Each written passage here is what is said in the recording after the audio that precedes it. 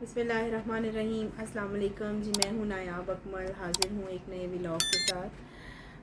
آج 12 بجے کے قریب تقریباً ایک بری خبر آئی پٹ گرام سے کہ ایک ڈینجرس ایریا ہے، دو وادیوں کو کنیکٹ کرتا ہے، اور وہاں پر ایک چیئر لفٹ جو ہے اس میں کچھ 8-10 افراد ہیں جو کہ پھنس گئے ہیں۔ 3 رسیاں تھیں، 2 ٹوٹ گئی ہیں اور ایک رہ گیا جس سے وہ لٹکی ہوئی ہے، اور اس میں زیادہ تر جو ہیں وہ بچے ہیں۔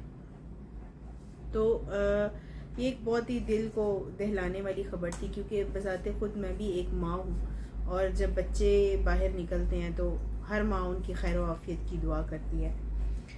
تو بات یہ ہے، اور سب سے زیادہ حیرانگی مجھے اس چیز کی ہوئی کہ ڈیلی بیسس پہ 150 سے 200 بچہ اسی چیئر لفٹ کے ذریعے اسکول جاتا تھا۔ مطلب یہ چیئر لفٹ ان کے لیے ٹرانسپورٹ کا کام کرتی تھی، اور وہاں پر دوسرا کوئی بھی متبادل راستہ نہیں تھا جس کے ذریعے وہ اسکول جا سکیں۔ تو میں کہتی ہوں کہ ہمیں شکریہ ادا کرنا چاہیے اللہ تعالیٰ کا کہ اللہ تعالیٰ نے ہمیں بہت زیادہ نعمتیں عطا کی ہیں، ورنہ لوگ تو بہت سے مشکل حالات میں گزر رہے ہیں۔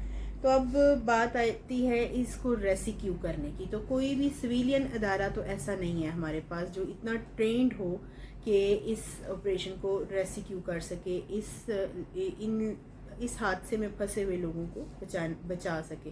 تو ایک واحد ادارہ ہے ہمارے پاس، وہ ہے جی پاک فوج، جو ہمارا فخر ہے، اور اس کے نوجوان جو اپنی جانوں کو خطروں میں ڈال کر ہماری حفاظت کرتے ہیں۔ تو وہ جو سلنگ ہیلی کاپٹر ہے وہ وہاں پر پہنچ گیا ہے۔ سلنگ ہیلی کاپٹر کا مطلب یہ ہوتا ہے کہ جیسے مطلب کسی چیز کو اٹھانا، رسیاں پھینک کر کسی چیز کو اٹھانا، تو وہ ہیلی کاپٹر ہیں۔ جیسے ہم نے عام دیکھا ہوگا جب کہیں فلڈ وغیرہ آتے ہیں تو وہاں وہ سلنگ کر کے کسی چیز کو اٹھایا جاتا ہے یا پھینکا جاتا ہے۔ لیکن دیکھنے میں اور سننے میں تو یہ بہت ہی بظاہر لگ رہا ہے کہ آسان کام ہے، لیکن آسان نہیں ہے، کیونکہ یہ ایک جگہ سینٹر کر گئی ہے، ایک جگہ وزن بہت زیادہ ہو گیا ہے اس کا، اور اگر وہ کھڑا کر کے ہیلی کاپٹر، تو وہ اس کو کوشش کرتے ہیں کہ سلنگ کیا جائے، اس چیئر لفٹ کو اٹھا لیا جائے اوپر، تو وہ جو ہیلی کاپٹر کے بلیڈز ہیں ان کا دباؤ اتنا زیادہ ہو جائے گا کہ وہ رسی ٹوٹ سکتی ہے۔ تو اب جی سوال یہ بنتا ہے کہ پورے 10 سال پی ٹی آئی کی حکومت خیبر پختونخوا میں رہی، اور 10 سال سے یہ جو چیئر لفٹ ہے واحد ٹرانسپورٹ تھی بچوں کے اسکول آنے اور جانے کی۔ تو سوال یہ پیدا ہوتا ہے کہ کیا ان 10 سالوں میں کوئی بھی متبادل راستہ نہیں ڈھونڈا گیا، مناسب ہی نہیں سمجھا گیا؟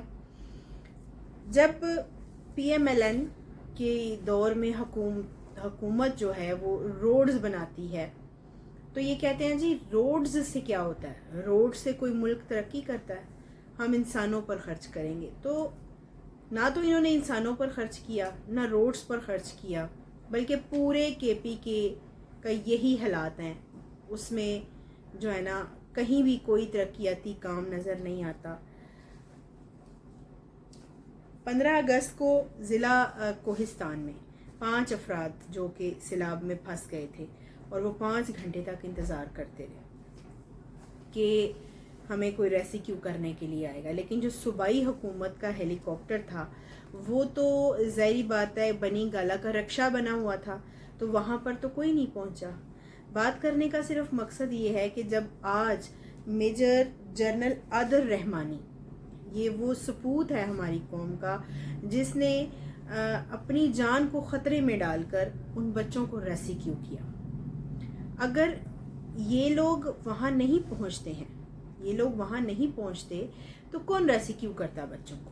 لیکن آپ یہ دیکھیں کہ جب وہ نوجوان اپنی جان کو جوکھوں میں ڈالے ہوا تھا تو کچھ بدذات اس بات پر بھی مذاق بنا رہے تھے کہ معاملہ تو اتنا نہیں تھا جو اتنا لٹکایا ہوا ہے، یہ تو فوٹیج ہے اور یہ ہے۔ تو شرم کرنی چاہیے ایسی بات کرتے ہوئے کہ جب 15 اگست کو ضلع کوہستان میں 5 بندے آپ کے ہیلی کاپٹر کا انتظار کرتے کرتے اپنی جان کی بازی ہار گئے، تو آپ نے وہ صوبائی جو حکومت کا ہیلی کاپٹر تھا اسے اپنے گھر کا رکشہ بنایا ہوا تھا، تب تو آپ کو خیال نہیں آیا۔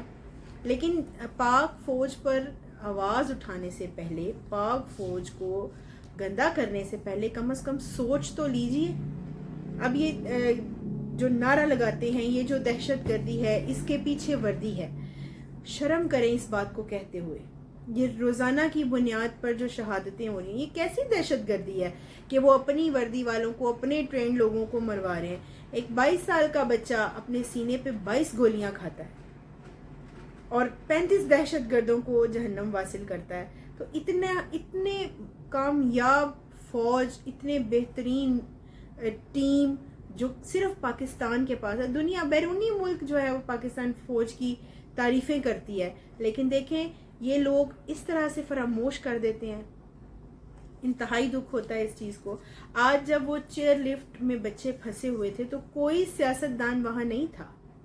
میں کسی ایک کی بات نہیں کر رہی، میں کہہ رہی ہوں کوئی بھی سیاستدان وہاں نہیں تھا. وہاں پر صرف پاک فوج کے جوان تھے.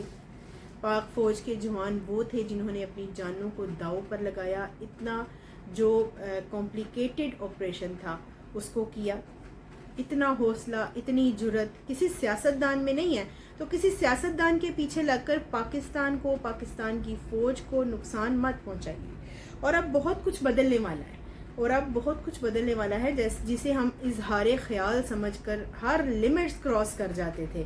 اب وہ نہیں ہوگا. جیسے پوری دنیا میں نہیں ہوتا، اب پاکستان میں بھی نہیں ہوگا. بڑے سخت قوانین اور اصول بننے والے ہیں. خیر، میں میجر جنرل عادل رحمانی صاحب کو تہہ دل سے خراج تحسین پیش کرتی ہوں.